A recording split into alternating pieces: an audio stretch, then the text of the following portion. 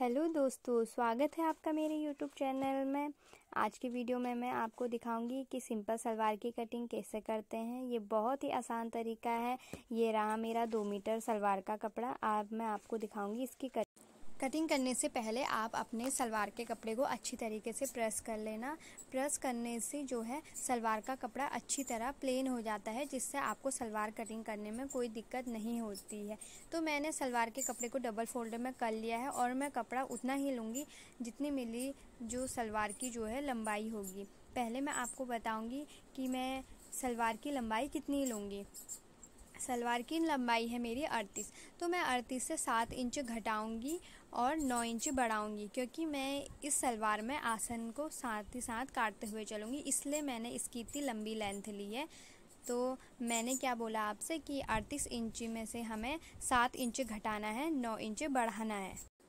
38 में से 7 इंच घटाने पर 9 इंच बढ़ाने पर हमें 40 इंच मिल जाता है, जो हम अपनी सलवार की लंबाई रखते हैं। तो मैंने अपनी सलवार की लंबाई जो है 40 इंच रख लिया और मैंने 40 इंच तक ही अपने कपड़े को फोल्ड करा है, उससे आगे को फोल्ड नहीं करा है, क्योंकि हमारा जो बचा हुआ कपड़ा है उससे हम अपनी बेल्ट निकालेंगे। और मैंने इसको 40-40 नापते हुए इसको कट कर लिया है।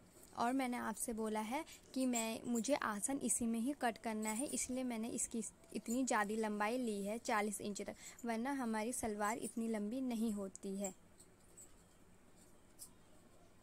अब मैंने इसको सलवार की लंबाई कट करने के बाद अब हम नाप लगाते हैं मोहरी में। मोहरी के लिए आपको जो है कपड़े को एक साइड से फोल्ड कर देना है, और फोल्ड आपको उतना ही करना है जितनी आप अपनी सलवार की मोहरी रखेंगे। मैंने तो रखी है 6.5, आप चाहे तो 7 भी रख सकते हैं या 8 भी, या कोई छोटा भी पहनता है तो 5, 5.5, जितनी आप मोहरी लेंगे उतना ही कपड़े को फोल्ड कर देंगे।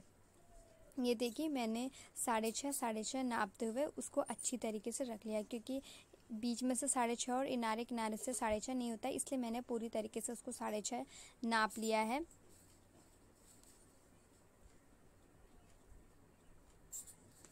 आप देख लेंगे। अब हमें क्या करना है, इस पे एक कोने में से ऊपर की साइड 9 इंच पे निशान लगा देना है, जहाँ पर से हमने मोहरी फोल्ड करी है उस साइड पे। और ये 9 इंच का निशान हम वहाँ तक लगाएंगे जहाँ तक हमने अपनी मोहरी को फोल्ड करा है, और फिर निशान को सीधा कर देंगे और फिर हम नापेंगे कि इसकी लंबाई कितनी आ रही है। और फिर हमको यही सेम चीज़ इस साइड से भी करना है। 9 इंच यहाँ से नीचे को लेना है, निशान लगा देना है यहाँ पर, और फिर नीचे की तरफ को इसकी लंबाई नापनी है कि हमारे दोनों साइड से बराबर आ रही है नहीं आ रही है। इस साइड में भी उसकी लंबाई बराबर आनी चाहिए और इस साइड में भी। और फिर इस तरीके से तिरछा निशान लगा देना है। दोनों 9 इंच की नाप को मिलाते हुए ये तिरछा निशान लगा देना है। दोस्तों, मैं आपको बता रही थी कि हमें आसन मैं इसी में ही कट कर दूंगी, तो ये हमारी आसन की ही नाप है। ये जो हम 9 इंच ले रहे हैं ये हमारी आसन की नाप है, और फिर जो उसके बाद मैं लंबाई नाप रही हूँ वो हमारी सलवार है।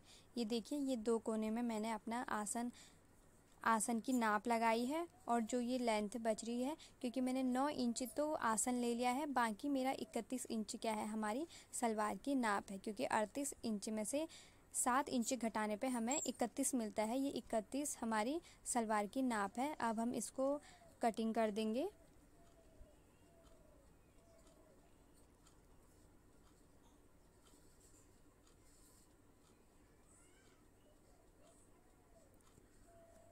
और मोहरी का जो फोल्ड है उस साइड से हम कुछ इस तरीके से कट करेंगे। आप देख लेंगे बिल्कुल चिपकाते हुए।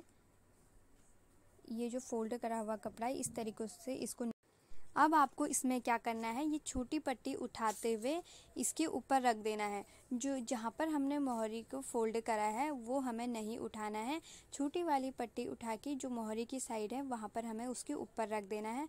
और आप देख लेंगे कि हमारे जो है आसन कट के हो चुका है तैयार। ये देख लेंगे। और अब हमें क्या करना है, जो हमने मोहरी के लिए फोल्ड करना है एक उस साइड पे 1 लिख देना है, और एक जो छोटी पट्टियां हैं उसके ऊपर भी 1 लिख देना है।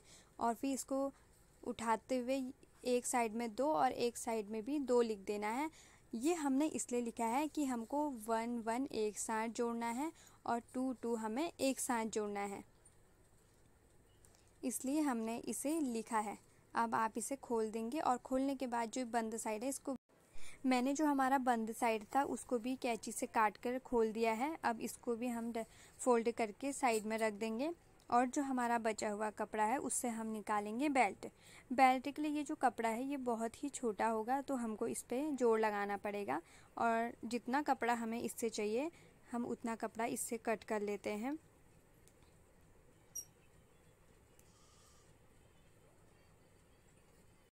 बेल्ट की लंबाई हम रखेंगे 9.5। 2 इंच हमारा जो नेफा होता है उसकी सिलाई में चले जाता है और आधा इंच जो हम चुन्नटे देते हैं सलवार में उस पे चला जाता है, तो इसलिए हमें 9.5 इंच की बेल्ट रखनी पड़ती है। बाकी हमारा 7 इंच का जो है जो बेल्ट है उसकी लंबाई रहती है।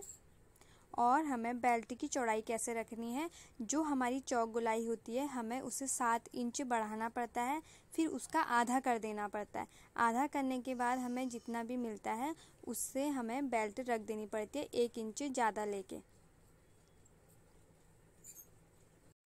आप देख लीजिए, मैंने जो बेल्ट में जोड़ लग रहा था वो भी मैंने कट कर दिया है और इस तरीके से हमारी बेल्ट भी तैयार हो चुकी है। और जो ये बचा हुआ कपड़ा है इससे मैं अपनी मोहरी बनाऊंगी, पोंचे जिसको हम बोलते हैं, ये हमारे पोंचे में काम आएगा। ये हमारी सलवार की कटिंग हो चुकी है।